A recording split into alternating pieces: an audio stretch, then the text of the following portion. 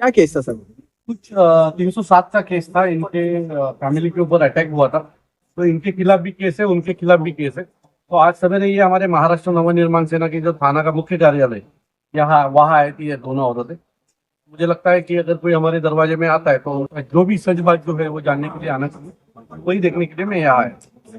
Police ने क्या आश्वासन दिया सर? उन्होंने गुना रजिस्टर करके लेंगे करके कहा, तत्काल गुन्हा रजिस्टर करके लेंगे। सर, आज तुम्ही मुंब्रा पोलीस स्टेशन मध्ये आलात, काय कारण होतं? माझ्याकडे या दोन बहिणी सकाळी मनसेच्या ठाण्याच्या आमच्या कार्यालयात आल्या होत्या आणि त्यांचं मत असं होतं की आमच्यावर वार झालेले आहेत, त्याच्यात गुन्हा नोंदवला जात नाहीये, तर आम्हाला कोणी मदत करत नाहीये, तर कृपया तुम्ही आमची मदत करावी. तर त्यांच्या मदतीसाठी मी इथे आलो होतो आणि मला दुसरी बाजू देखील पोलिसांकडनं जाणून घ्यायची होती, नक्की घडलं काय. तो आता मी पोलिसांशी बोललेलो आहे आणि पोलिसांनी मला आश्वासित केलेलं आहे की आम्ही तात्काळ त्या गुन्ह्यामध्ये गुन्हा रजिस्टर करून त्याची चौकशी सुरू करू. काल सर तुम्ही भिवंडी येथील स्विगी कंपनी आहे त्याच्यावर रेट टाकलेली, काय झालं त्याच्यानंतर? रेट नाही टाकली होती. झालं असं की स्विगीचं जे युनियन आहे ते माझं आहे आणि आतमधले त्यांचे काही व्हिडिओज आमच्या ग्रुपवर आले होते, जे युनियनचा आमचा ग्रुप आहे त्याच्यावर. त्यात काही उंदीरं मेली होती, किडे फिरत होते आणि मला असं वाटतं की आता स्विगीचं सामान हे प्रत्येकाच्या घरात मागवलं जातं. एक दक्ष नागरिक म्हणून मला असं वाटलं ही पद्धत चुकीची आहे. जर लोकांचा स्विगी ब्रँडवर विश्वास आहे तर तिथे जर अशा प्रकारचं सामान मिळत असेल तर त्याचा विरोध केला पाहिजे आणि म्हणून मी काल तिथे गेलो होतो. काल आपण ते पाहिलं. काल फूड अँड ड्रग्स डिपार्टमेंटला त्याची तक्रार मी लेखी केली होती आणि त्यानंतर काल संध्याकाळी फूड अँड ड्रग्स डिपार्टमेंटने त्याच्यावर कारवाई केलेली आहे. त्यांचं गोडाऊन जे आहे ते आता बंद केलेलं आहे आणि पुढील निर्देश येईपर्यंत ते गोडाऊन बंद राहील असं पत्र फूड अँड ड्रग्सने मला पाठवलेलं आहे. क्या कहेंगे कि जो वापस से अभी एक उत्तर भारतीय और एमपी का वापस शुरू हो गया मैं वापस आपको बोलता हूँ, हमारे मेरे बहुत सारे दोस्त उत्तर प्रदेश से आते हैं. मैं अभी कुंभ मेला गया था तो मैं भी मेरे दोस्त के ही घर पे रुका था. तो ऐसा ये झगड़ा उत्तर भारतीय और मराठी ऐसा है नहीं. हमारे बहुत सारे दोस्त ऐसे हैं कि जो हमें कभी कभी शर्म आती है उतना अच्छा मराठी बोलते हैं. तो मेरा कहना ये है कि अगर आप इतने सालों से महाराष्ट्र में रहते हैं, मराठी बोलना सीखना चाहिए, मराठी में बात करना चाहिए. क्या प्रॉब्लम है? जिस भाषा ने, जिस धरती माँ ने आपको इतना बड़ा किया है, आपको रोजी रोटी दी है, तो उसका सम्मान होना चाहिए. तो हमारी जो बात है, हमारी जो लड़ाई है वो भाषा के ऊपर.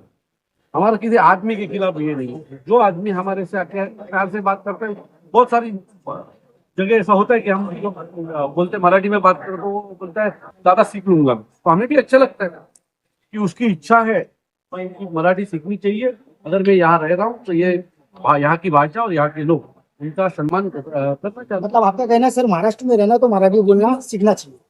क्यों नहीं सीखना चाहिए? उसी को लेकर एक उत्तर भारतीय ने कहा था कि अगर ऐसा है तो आप आगे सिखाइए मुझे, मैं एनी टाइम मैं रेडी हूँ सीखने के लिए, लेकिन आप भेजिए, मेरे पास टाइम नहीं कि मैं सीखूं, आप खुद भेजिए और मुझे सिखाइए. इसके ऊपर से उसका एरोगेंस पता चलता है कि उसकी दानत क्या है. तो फिर ऐसे लोगों को मार खाते हैं हमारे. मैंने कहा ना, एक आदमी मुझे बोला, हम लोगों को बोला, दादा मला थोडा वेळ द्या, आम्ही पण शिकू. आम्हाला बरं वाटलं, आम्ही जाताना मिठी मारून निघालो. पण जर असं बोलत असेल तर त्या थोबाड्यात पडणारच आम्ही. तुला वेळ नाही आहे ना, मग इथं राहू नको, तुझ्या गावाला जा आणि तिथे शिक. तुला काय शिकायचं ते. तुला जर आमची भाषा शिकायला वेळ नसेल ना तर तू इथं राहायचं नाही, चालता होईल. पण जर तुम्ही आमच्या भाषेचा आदर आणि प्रेम करणार असेल तर तुमच्यावर आमचा आदर आणि प्रेम कायमस्वरूपी राहणार. तुमच्या भाषेचा देखील. आम्ही जर उत्तर प्रदेश किंवा युपी बिहार मध्ये गेलो तर मी तिथल्या भाषेचा आदर करणार. तिथली जी भाषा आहे ती बोलण्याचा मी प्रयत्न करणार. तुम्ही जर माझ्याकडे राहता, माझ्याकडे खाता, जर माझ्याकडे तुम्ही पोट भरताय तर तुम्ही माझ्या भाषेचा प्रेम आणि आदर हा करायला पाहिजे.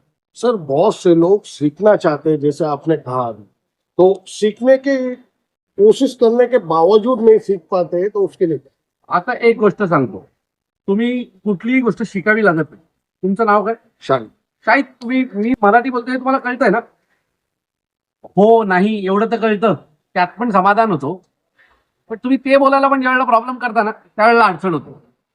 तुम्ही कोणी तुटूक मोठे बोले आम्हाला कळतं, याचा इच्छा चांगली आहे, याचा उद्दिष्ट चांगला आहे, एवढं तर आम्हाला कळतं ना. पण तू ऍटिट्यूड मध्येच बोलणार असेल प्रॉब्लेम होतो ना सगळ्यामध्ये.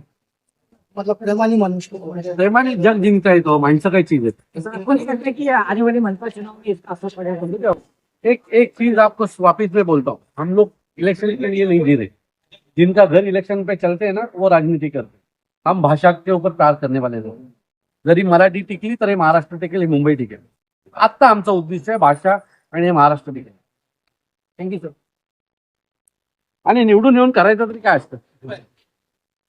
आमदार दिसतात का निवडून आल्यावर? आम्हीच काम करत असतो. लोक कोणाकडे येतात?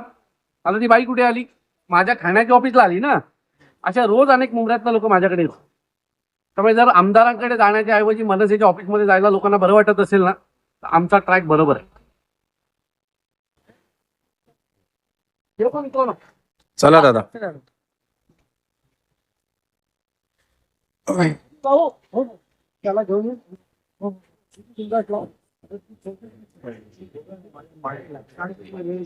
चूंकि तूने माइक ही चालू किया है त्याच्या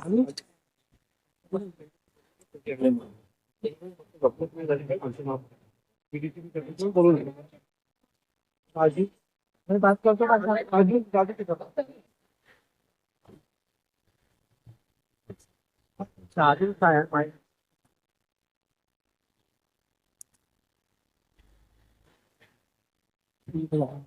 अभी चल गाड़ी निकाल.